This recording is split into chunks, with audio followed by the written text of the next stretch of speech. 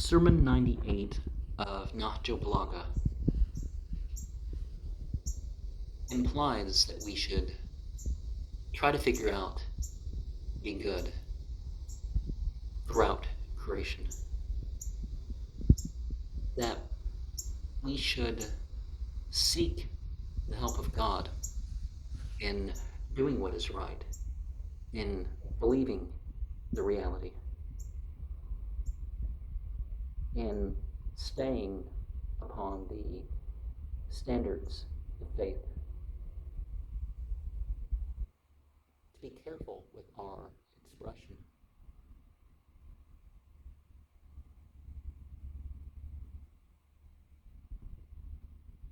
And to not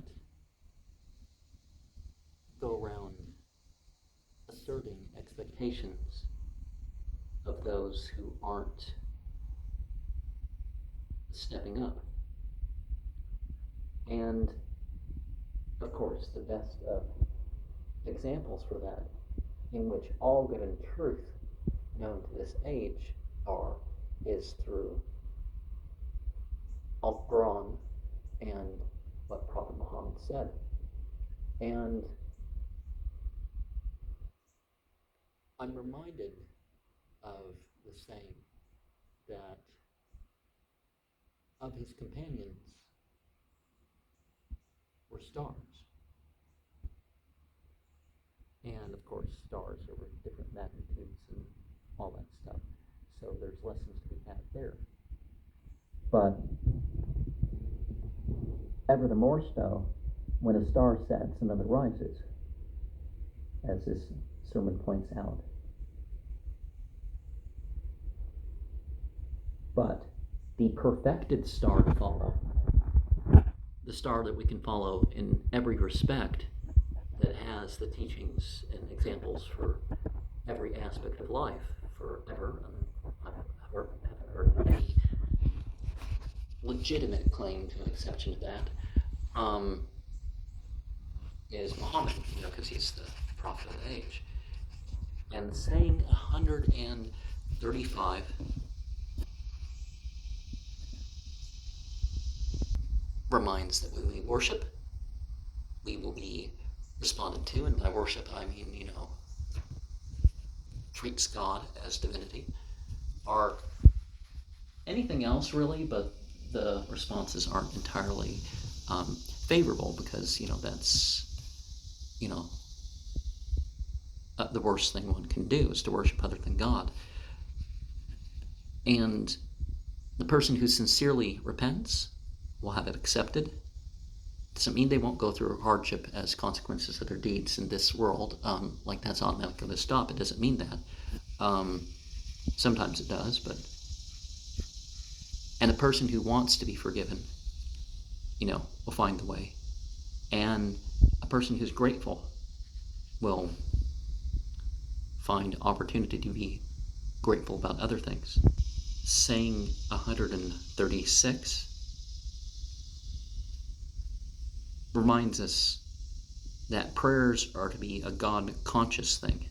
It's not as these modern magicians or other people do that, it's a system and they're just doing it for an effect, and no, it's more than that. We're in regard to God. Our pilgrimage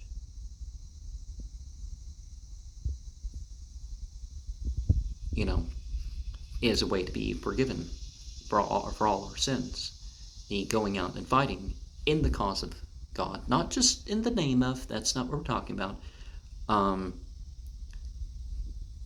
And of course, accepting Islam is one of the ways to be fully forgiven too.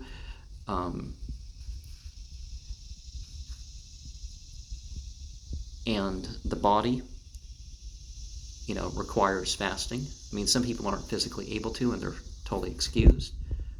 And a woman, of course, is supposed to be of good company to the husband.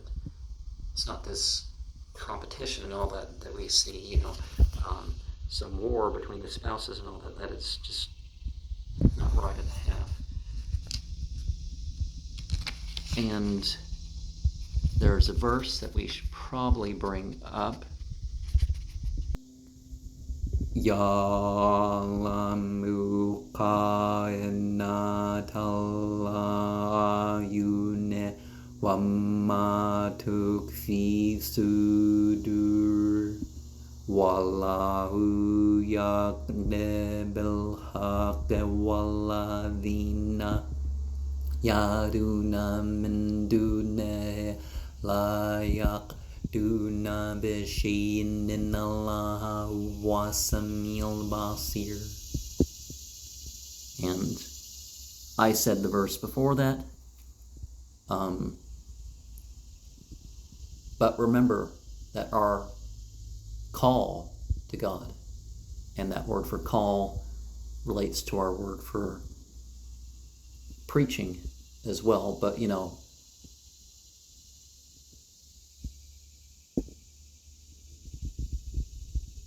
everything will be answered when we are, by the reality, referring to God when we call upon God.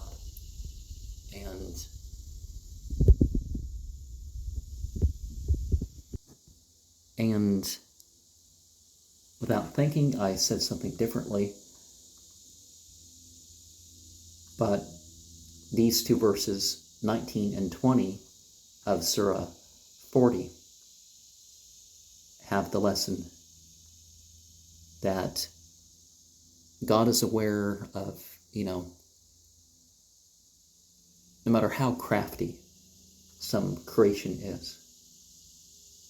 And as far as people invoking and evoking others as deities, whether they say that or not, God is the one who is aware. God is the one who has the power to judge.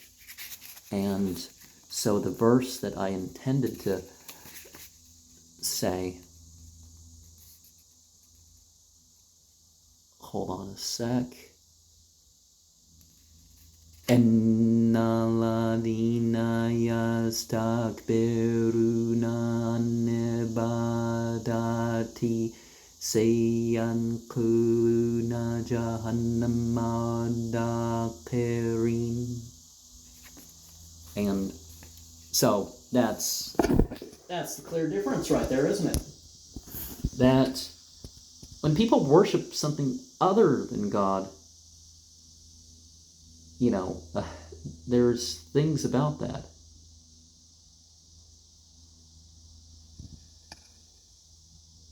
That, sometimes these things aren't even a witness.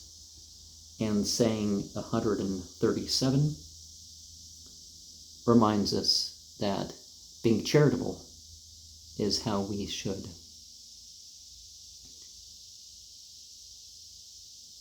seek our means.